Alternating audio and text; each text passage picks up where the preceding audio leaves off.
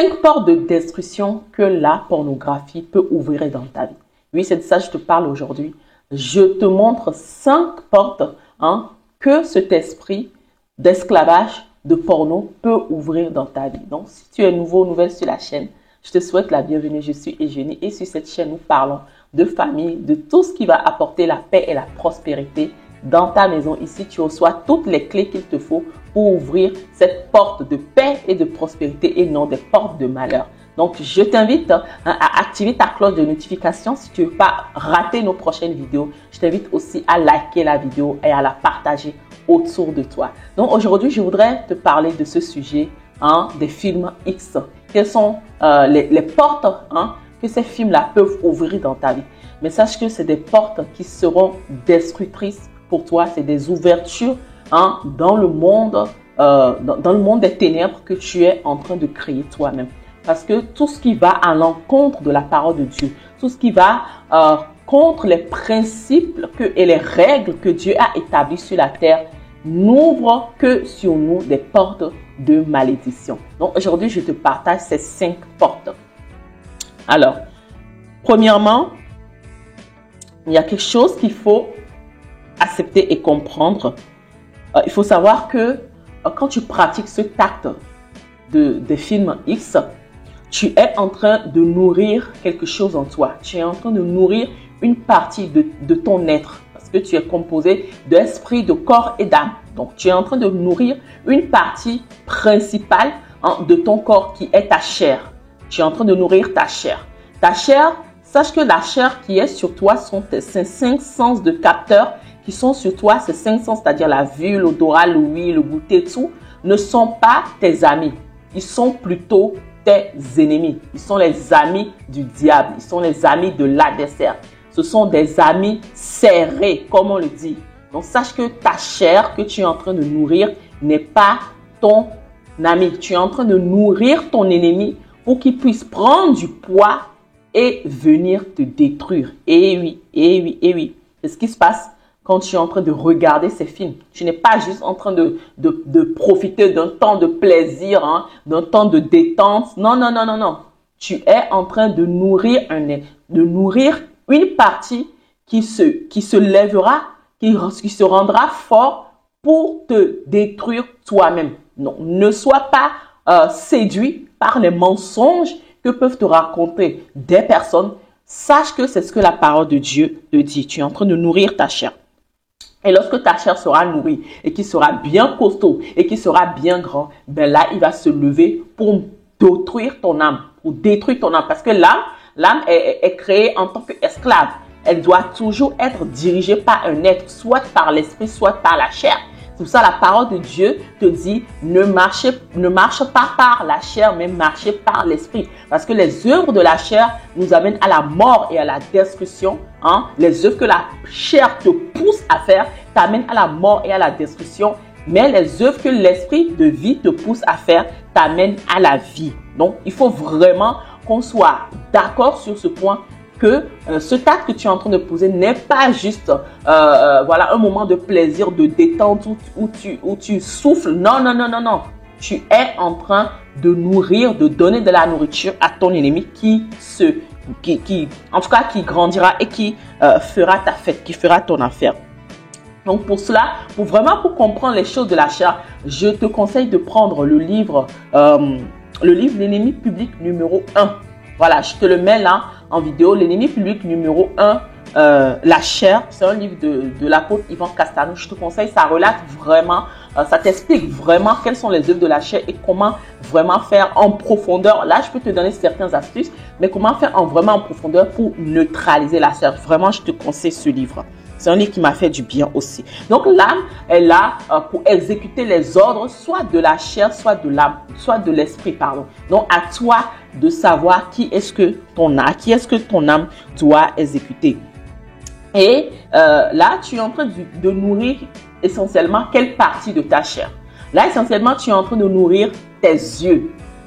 C'est ce qui est arrivé, c'est ce qui a poussé, si l'humanité s'est retrouvée dans le péché aujourd'hui, ce sont les convoitises des yeux. Ève, lorsqu'elle a vu le fruit du jardin, qu'est-ce qu'elle a dit? Elle a dit que ce fruit était beau à voir et précieux pour ouvrir l'intelligence. N'est-ce pas? C'est la parole que Ève, la mère de toute l'humanité, a déclarée.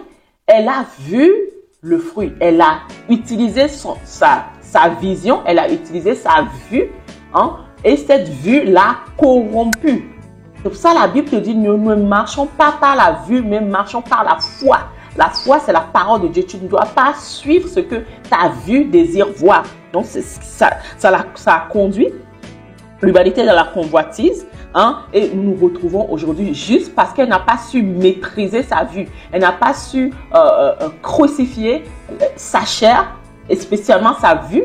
Ça nous a conduit dans toutes sortes de malédictions, dans toutes sortes de déboires que nous pouvons voir aujourd'hui. Donc, numéro 1, tu es en train de nourrir ta chair et elle viendra, elle prendra du poids pour te détruire. Deuxième point que je voudrais te partager, tu es en train d'ouvrir la porte à un esprit de désordre sexuel. C'est-à-dire, à force de regarder ces choses, à force de te nourrir de ces choses, tu deviendras de plus en plus faible devant les tentations sexuelles. Tu deviendras de plus en plus une femme faible, une jeune fille faible, une femme faible, un jeune homme faible qui n'arrive pas à résister à la chair, qui n'arrive pas à résister à toute proposition de sexualité qu'on te fera. Donc, ce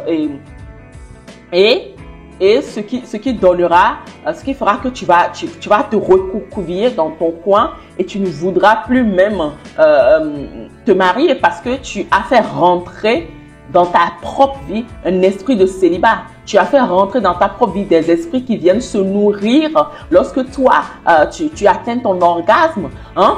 Sache que c'est une énergie, ce sont des énergies qui sortent de toi. L'énergie dans laquelle se trouvent tes trésors, tes biens précieux, ton étoile qui sort de toi. Et donc, ces esprits-là, quand tu les invites, tu leur ouvres cette porte de venir dans ta vie, eux, ils viennent se servir en fait. Eux viennent c'est la fête chez toi. Donc, ils ne voudront jamais que tu te maries parce que lorsque tu vas te marier, peut-être que tu vas arrêter ce acte.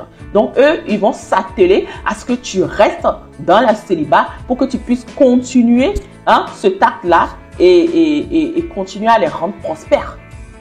Tu comprends? Continuer à les rendre prospères. Donc, tu fais rentrer dans ta vie un esprit de célibat qui va te combattre, qui va combattre ton mariage. Et même lorsque tu seras marié, il va toujours te combattre parce que tu as échappé à ses griffes. Et il va toujours te combattre, il va toujours essayer de te ramener en arrière, de te ramener derrière.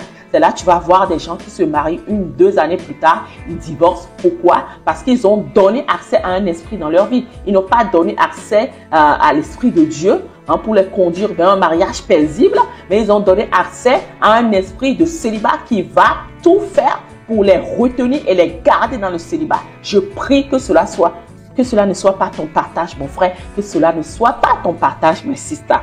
Donc, continuons. Ça c'est le point numéro 2. Le point numéro 3, comme le dit, ça ouvre dans ta vie un esprit de masture. J'espère que tu as compris là où tu mets ta main en bas pour te faire plaisir, comme les Ivoiriens le disent, le plofi, n'est-ce pas? Le plofi, n'est-ce pas? Comme les Ivoiriens le disent. Donc, ça ouvre dans ta vie cet esprit de plofi, cet esprit de mettre en bas. Je mets les mains en bas et puis je suis dans l'extase. Tu cherches l'extase, tu cherches, tu veux aller au 7e ciel. Et tu penses que c'est réellement ce que tu es en train de faire. Mais non! Non, mon frère, non, ma sister, tu es en train de te tromper. La Bible te dit, ne vous laissez pas tromper. Ne vous trompez pas vous-même par de faux raisonnements. Ne vous trompez pas par de faux raisonnements. L'ennemi est en train de te tromper par de faux raisonnements. Tu n'es pas en train de prendre ton extase. Non, non, non. Tu n'es pas en train d'aller au 7e ciel. Non, non, non. Tu es en train de descendre dans les profondeurs de la Bible. Je te le dis. Laisse-moi te le prouver. Alors, si tu fais rentrer dans ta vie cet esprit de Clofi, c'est un esprit qui est là spécialement, lui, pour te détruire, pour détruire les œuvres de tes mains. Alors, laisse-moi te lire 1 Timothée 2, verset 8, parce que la parole de Dieu te dit, « Je veux que tout homme prie en tout lieu, en élevant des mains pures, sans colère ni mauvaise pensée. Alors, quelle est la condition pour que ta prière soit exaucée? C'est que tu puisses élever vers Dieu des mains pures. Mais sache que si tu es en train de pratiquer ce acte où tu mets ta main en bas et tu prends de l'extase, ma sister, tu es en train de souiller tes propres mains. Tu es en train de souiller tes mains et les œuvres de tes mains. Tu n'es pas non seulement en train de souiller tes mains, mais tu es en train de souiller aussi les œuvres de tes mains, c'est-à-dire les activités, tout ce que tu fais. Tu es en train de les souiller, de les rendre malpropres, de les rendre impures. Et quelque chose d'impur ne prospère pas. Quelque chose d'impur ne peut pas exceller. Tes mains sont liées en fait. Tu es en train de lier tes propres mains par les chaînes de la malédiction, par les chaînes de l'impureté, par les chaînes de la limitation, du blocage. Donc, tu vas voir que si tu pratiques ce acte-là, tes affaires ne peuvent pas fonctionner. Tu ne peux pas vraiment décoller. Tu ne peux pas vraiment aller de l'avant. Tu ne peux pas vraiment prospérer comme tu le désires. Pourquoi? Parce que tu es pris en otage par un esprit qui est venu lier tes mains. Non seulement tes mains, mais lier aussi les œuvres de tes mains.